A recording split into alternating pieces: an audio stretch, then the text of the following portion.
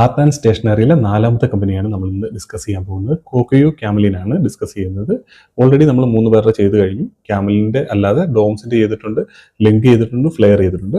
3ൻ്റെ business മൊത്തത്തിൽ analyse ചെയ്തിട്ടുണ്ട്. അതേപോലെ Q2 റിസൾട്ട് സംസാരിച്ചിട്ടുണ്ട്. ഫോർവേഡ് പേയുടെ കാര്യങ്ങൾ സംസാരിച്ചിട്ടുണ്ട്. ഇനി നമുക്ക് ക്യാമലിൻ്റെ കാര്യം കൂടെ സംസാരിക്കാം. കോക്കയോ ക്യാമലിൻ എന്ന് പറഞ്ഞാൽ ഒരു ഇന്ത്യൻ കമ്പനി, അതേപോലെ തന്നെ ഒരു ജപ്പാനീസ് കമ്പനി, 2 കമ്പനികൾ ചേർന്ന് 2011 ഇവർ പാർട്ണർഷിപ്പിൽ എത്തിയതിനു ശേഷമാണ് കോക്കയോ ക്യാമലിൻ എന്നുള്ള പേരായത്. അതിനു മുമ്പ് നമുക്ക് ക്യാമലിനായിരുന്നു ഉണ്ടായിരുന്നത്. ക്യാമലിൻ എന്ന് പറഞ്ഞാൽ 1930കളിലെ മറ്റ് സ്റ്റാർട്ട് ചെയ്ത കമ്പനിയാണ്. അതിനുശേഷം 2011 ഇവർ കോക്കയോ ആയിട്ട് ടൈപ്പിലെത്തുന്നത്.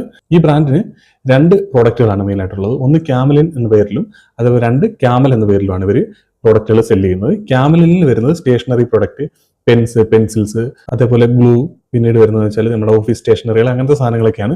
പിന്നെ ബുക്ക്, ഇതൊക്കെയാണ് ഈ ക്യാമലിൻ എന്ന പേരിൽ അവർ സെല് ചെയ്യുന്നത്.